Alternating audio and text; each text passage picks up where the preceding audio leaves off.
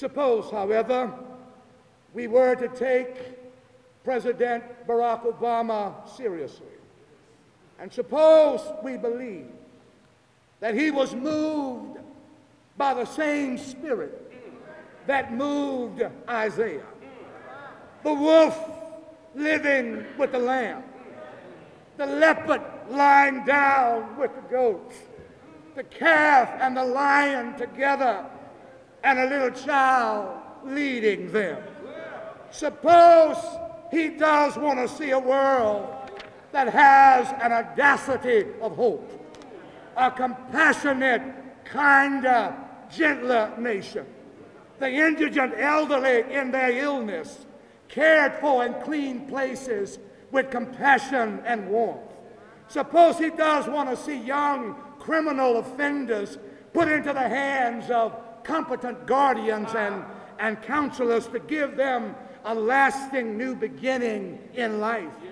Suppose he does want to see working poor enabled to buy modest apartments and to begin to acquire equity in homes of their own.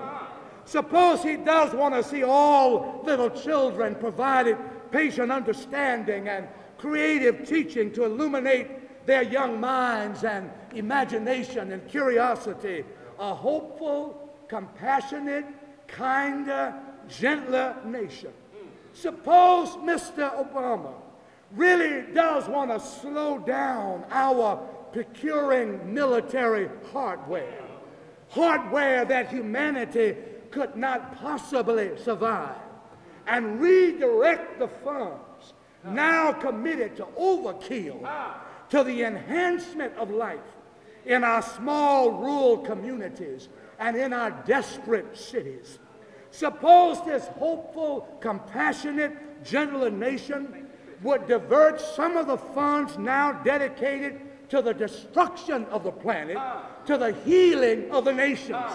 Clean water for thirsty people in those dry, parched, barren lands, to build new roads and bridges and power plants for those countries that were drained of their resources by 300 years of occupation by Western powers. Suppose he does mean it, my friends, and that he doesn't plan to invite the people of the world who fear us and who suspect us and who distrust us and who hate us. Suppose he plans to invite them to sit down at the table and study war no more. Suppose he plans to lead the world in beating spears into pruning hooks and swords into plowshares. Maybe the dream of Martin and the vision of Isaiah has really possessed him.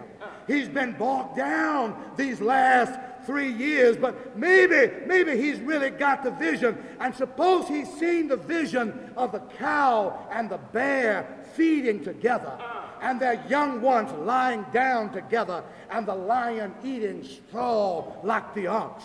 Maybe he's had a vision, and maybe he's serious about it. A hopeful, kinder, compassionate, gentler nation. And if he is, what ought he do? I'm almost done. And what should we be doing? What ought he do? And what should we be doing? Well, first of all, if he really means it, he ought to be bold and free and keep on saying it. He ought to get louder and louder and louder with it. He ought to put a little something on it. He ought to say it. He ought to say it here and there and everywhere. He shouldn't whisper it every now and then, but let everybody know where he stands. The police chiefs in Roanoke, Virginia, in Long Beach, California, in Hartford, Connecticut, ought to know that the President of the United States wants a hopeful, compassionate, kinder, gentler nation. In Miami, in Maine, in Memphis, in Washington, D.C., and Washington State, we ought to know that the President wants a hopeful, compassionate, kinder, gentler nation.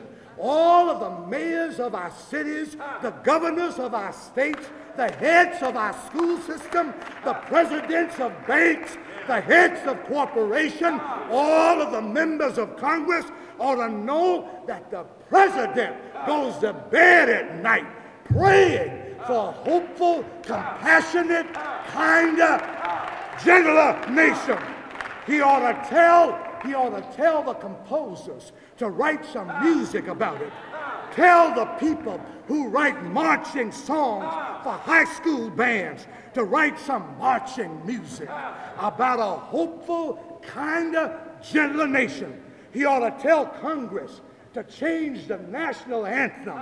Rather than singing about bombs bursting in air, start singing about brotherhood and sisterhood from sea to shining sea. A hopeful, kinder, gentler nation.